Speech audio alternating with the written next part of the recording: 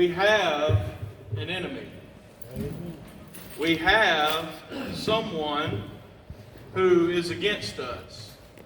We have an enemy who is evil and deceitful and who is real. He's not some mythological character or some creature that was made up by minds of men and to put fear into the hearts of people. We have a real adversary, and his name is Satan. And listen, he's not dumb. He's not someone or something that isn't smart. Because if he weren't smart, he wouldn't be very good at what he does. But I can assure you this morning that Satan is very good at what he does. For those of you who maybe you just don't know exactly what I'm talking about, Satan, let's give you a little background on who Satan is. Did you know he's an angel of the Lord? The Bible teaches us one of the most beautiful angels. You know, you see this little red man with a pitchfork and a split tail, and he looks ugly and just repulsive. That is not what Satan looks like. He's beautiful, the Bible teaches.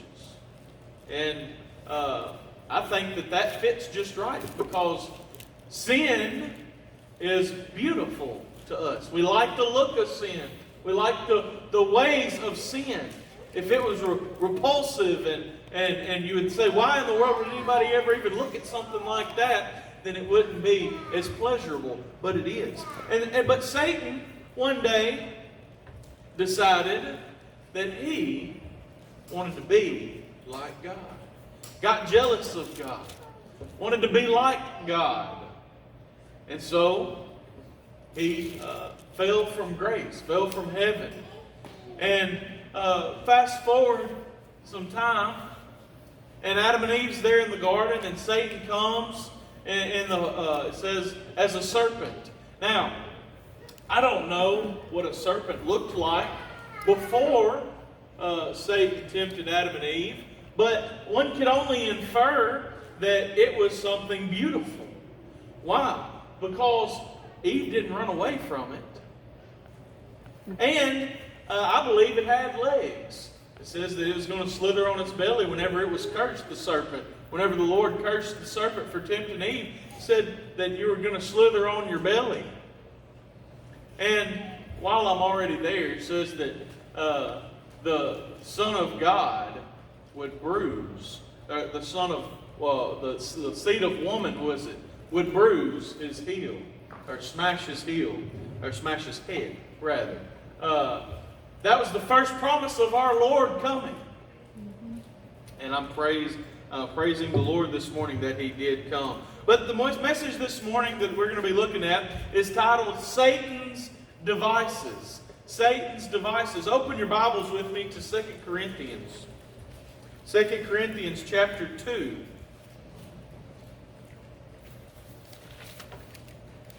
While you turn there, this morning we're going to be looking at 3 devices that Satan uses. But rest assured, he uses many, many more.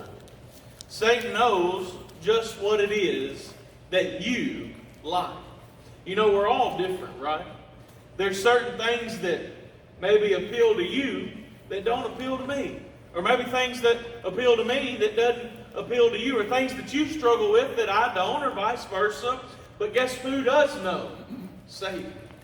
He knows what you struggle with. He knows just what to dangle in front of you to get you to bite.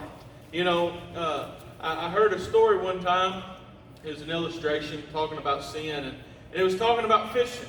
You know, is there anything in the water that flashes maybe like, say, a spinnerbait does? One of the most popular baits in all of bass fishing is a spinnerbait, right? It flashes and looks. And do you think that fish looks at that and says, oh, that's food? Probably not. He probably knows that it's not good for him. He's never seen anything like that before. But what does he do?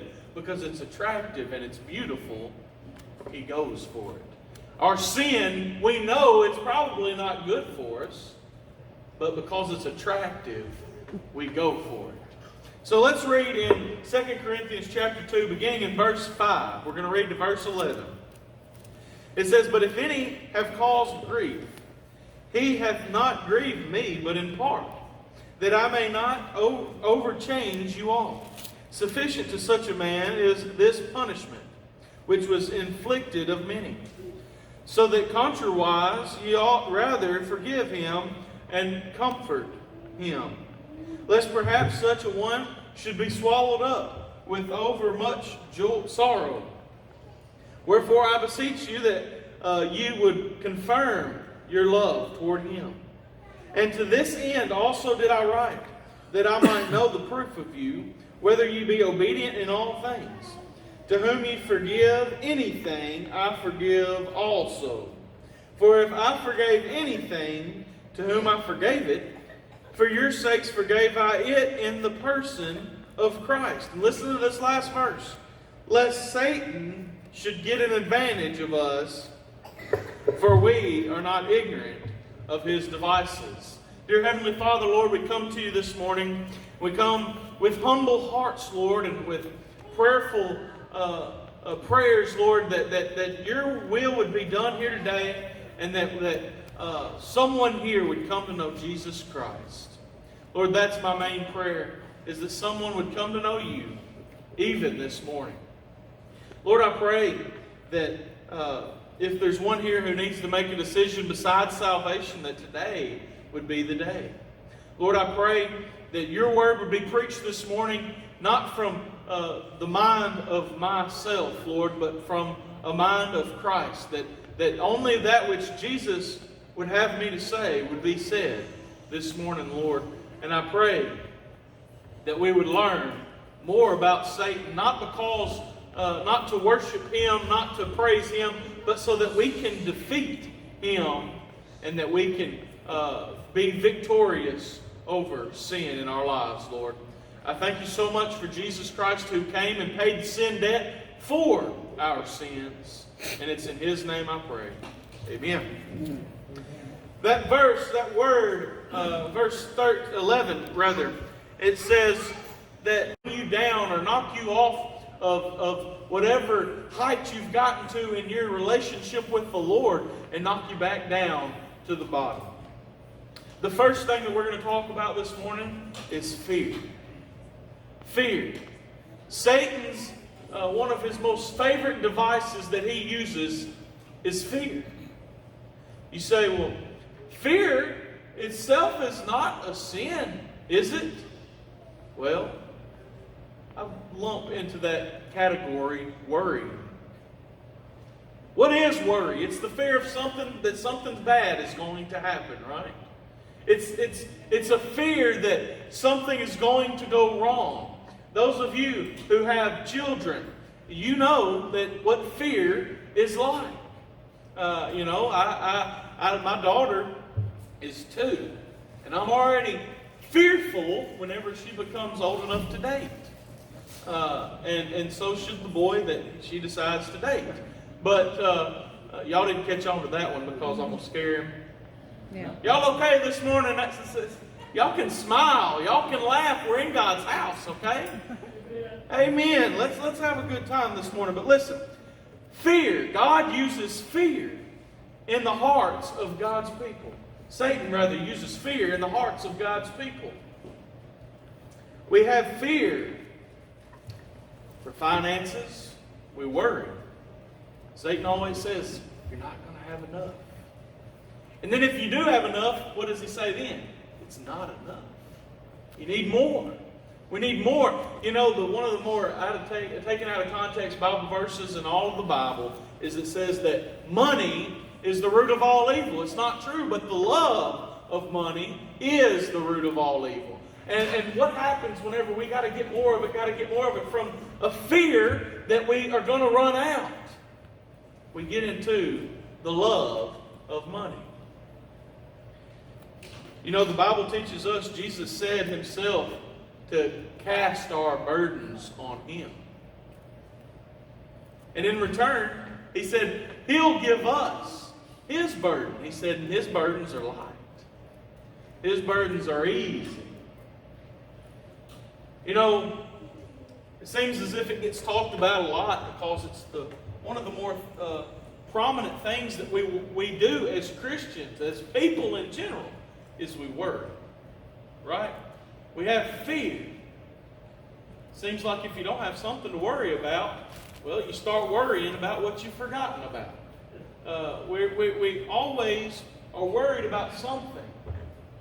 And so that's why it seems as if it's talked about a lot, because we do it so often. But we try so hard, don't we? We try to go and give our cares to the Lord. We pray about them, but we pick them back up whenever we get done praying. When what we should do is say, Lord, I can't handle it. Lord, I don't want this fear. I don't want to feel this fear. I don't want to feel this worry. I want to give it to you, Lord, and I want to forget about it. You know, He'll do that for you if we'd simply do it. But how many of us, maybe we even say those words, Lord, take this away from me. But we really don't mean it. We say it, but we really don't mean it. Because we start thinking about it as soon as we say amen. And we don't stop thinking about it until we pray again. The Lord will take our fear away. We have nothing to fear. One of the most fearful thing that this world has is death, isn't it? It's what people are afraid of. People are scared of death. People are afraid of death. And Brother James talked about it this morning in our Sunday school class in the book of 1 Corinthians chapter 15. It says that, that death is swallowed up in victory. It says, "Oh, death, where is your sting?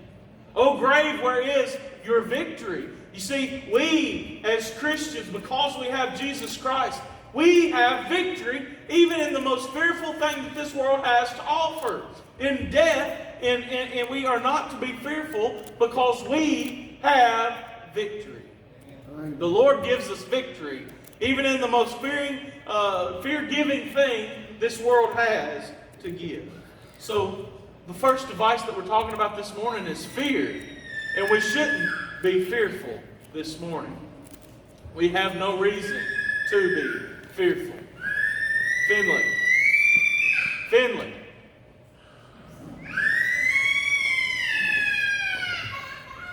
All right, this morning, sorry about that, y'all. If you have kids, I'm sure you understand. Mama's trying to take care of the other one, so... where was I? I was done with fear. We're going on. Next, we're talking about the device of Satan that he likes to use this morning is lust. Now, this is kind of something that doesn't get talked about a lot because it's so, it's hard to talk about. Lust. But listen, do you know that a poll, or I guess you'd call it a poll, was taken, and that 70, listen to me, I'm not making these statistics up. You know, maybe they were, I don't know, skewed or whatever. But of the statistics that they took of the people in America, 75, listen to me, 75% of men have an addiction to pornography. That tells me that if those statistics are right, that most men in here struggle with an addiction to pornography. That's taboo. We don't want to talk about that, right? But that's why it's become such a problem. Because it's not talked about. Marriages don't work out today. 50%, and I think it's more than that, don't work out because people put their eyes in places they shouldn't. Look at King David. Whenever he was messing around, what did he do? He put his eyes somewhere. Where did it start? When he put his eyes somewhere that he shouldn't have. And he looked at Uriah's wife. And out of that, He committed murder and adultery. And it's not just men, by the way. Women, you do the same thing. You look at a man and you just think all kinds of things. Men, you look at women and you think things you shouldn't. You know, one of my favorite evangelists, or, well, I guess you'd call him an evangelist, is Ray Comfort. Those of you who maybe don't know him, I think he's New Zealand or Australian or something like that. I like listening to him talk too, because he has that accent. But, you know, he goes on the street and he asks people, he'll go to like New York or big, you know, San Francisco, and I don't guess he does it anymore, I don't know, but he'd go up to them and he'd say, hey, you know, do you believe in heaven? And they say, yeah, I believe in heaven. And he said, do you believe that you're going to go to heaven when you die? They say, yeah, you know, I'm going to go to heaven when I die. He says, why? They say, well, you know, I'm a good person. He says, oh, so you're a good person. They say, yeah, you know, I'm a good person. I'm going to go to heaven whenever I die. And he says, well, all right. He said, you say you're a good person. And among the things he would ask them, he would say, have you ever, if it was a man, he'd say, have you ever looked at a woman and lusted after her, thought things that you shouldn't have thought? And without fail, they always say, well, yeah, I've done that before. And then if it's a woman, they say, well, have you ever looked at a man and thought things that were inappropriate that maybe you shouldn't have thought of? And they, without fail, said, well, yeah, I guess I have. Said, well, the Bible teaches us that if we've looked on a woman and lusted after them, or looked at a man and lusted, that we've committed adultery already. Then it's because that's what we have let come into our culture. Do you know that even in the I believe it was 1950s, maybe even in the 60s, it was illegal, listen to me, illegal to have a kiss on a TV show or movie that lasted longer than 1 second. Did you know that? And then even in the 50s, you couldn't have a kiss in a movie or a TV show last longer than 1 second. Now, you can just about get naked on a TV show and call it family TV. You know, it's sad. It maybe makes you laugh, but it's sad, is it not? Mm-hmm. That we have allowed it to go this far. Things that maybe you grew up with, the values, the morals that maybe everybody kind of had are gone. They're out the window. And it seems like they're not coming back. You know, marriages a lot of times don't work out because they do things before they're married that they shouldn't. I'm going to tell you something that I believe. And I'm just going to lay it out there. And you can agree with me or disagree with me. It's okay. But have you ever noticed, I've been asked this a few times, have you ever noticed that people will be together and live together for a long period of time, say 3, 4, 5, 6 years. Then they get married, and it seems like they divorce within the year. Have you ever seen that? I see a lot of head shaking. It happens often, right? Here's my hypothesis. Take it for what you want to, or don't take it at all. Whenever you're doing that, what is the one thing that a woman dreams of from the times that she can understand, it seems like? Her wedding day, right? She fantasizes about her wedding day. Oh, you know, it's going to be the prettiest I've ever been in my whole life. I'm going to look so pretty. I'm going to, you know, my husband, I hope he tears up when I come down the aisle. I hope that I just look so beautiful. I bring him to tears. And, oh, it's just going to be amazing. It's a day all about me. And I'm going to be a wife after that. And it's just going to be so different. But then they get home after their wedding, after living with someone for so long, they get home and nothing changes. Except their last name. And there's a letdown. All of a sudden, he doesn't live up to the expectations that he did before because he doesn't make me feel any different. And then you have problems. Or maybe. You don't live together, but you take part in things that you shouldn't before you're married. And what happens whenever you get married? Nothing changes. It's already taken place. And listen to me while I'm here. Men, boys, respect a woman. Amen. We ought to have a house full of amens right there. Amen. Respect a woman. When she says no, no means no. Amen. And don't push it to the point where she has to say no.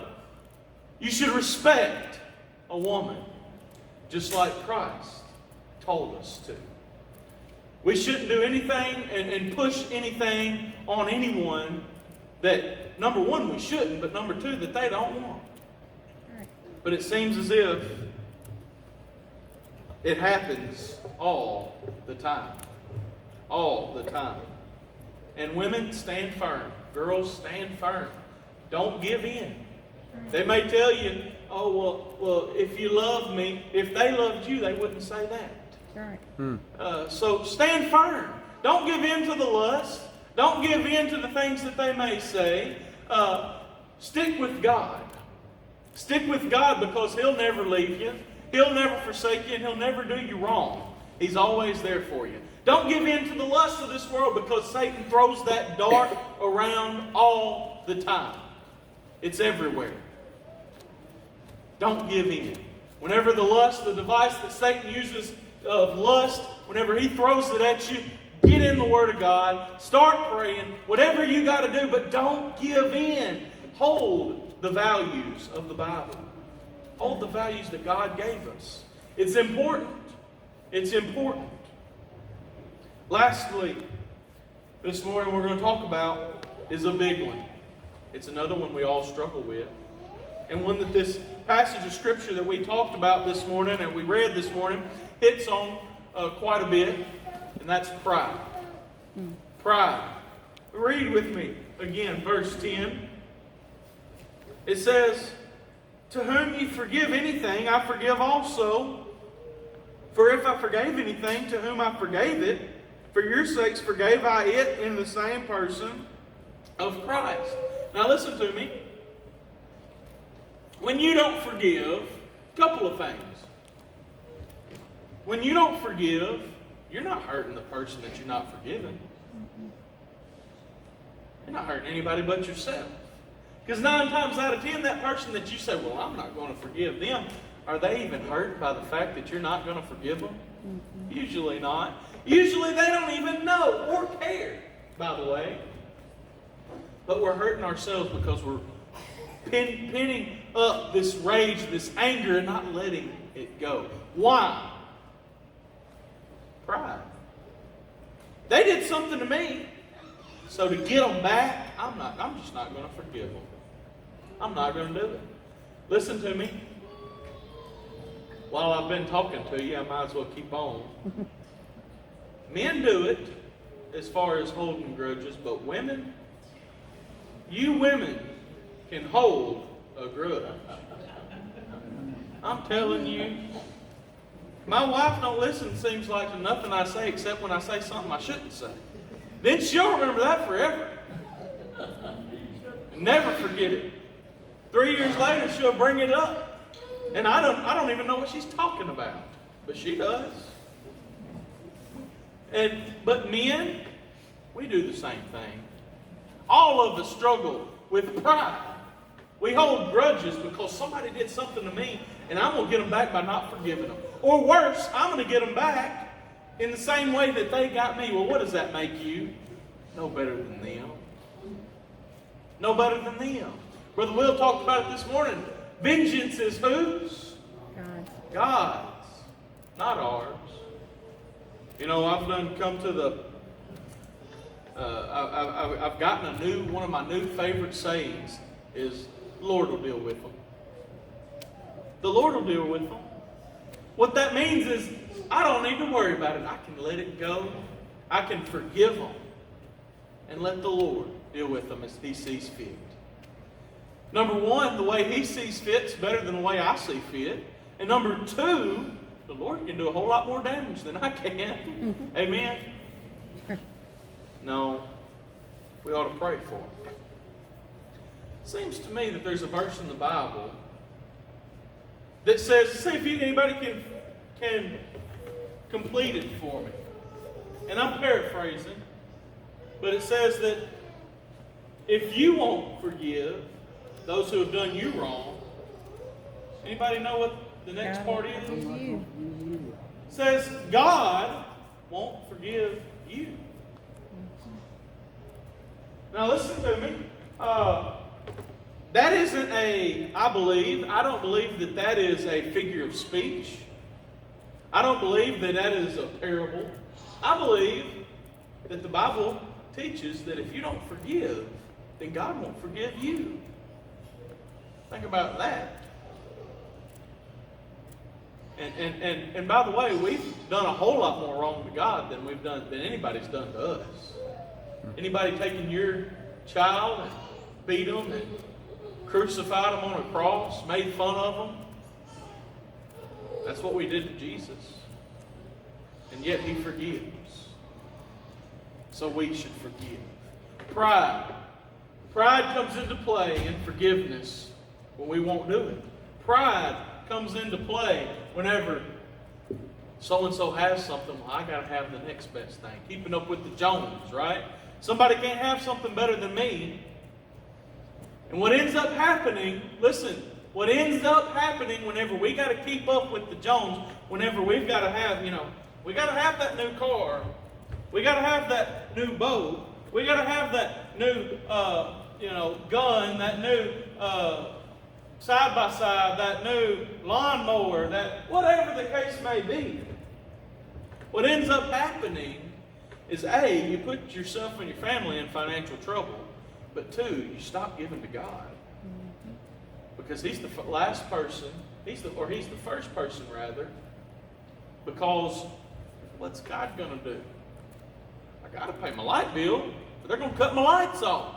I can still go to church without giving God His. That should not be our attitudes. God should be first. God should come above our light bill. God should come above our new boat. God should come above our new lawnmower, our new car, our new whatever the case may be. God comes first. And I promise you He'll take care of the rest. I promise you. If you're here and you've been putting God off financially, let me promise you something, and I can make this promise because I know it to be a fact. Put God first and watch what happens. Watch what happens. I told you before that, whenever me and Jason first got married, we would look at our finances and say, we're going to be in a hole this week. We're going to be in a hole this month. And Jason had asked me about the check to the church, to God.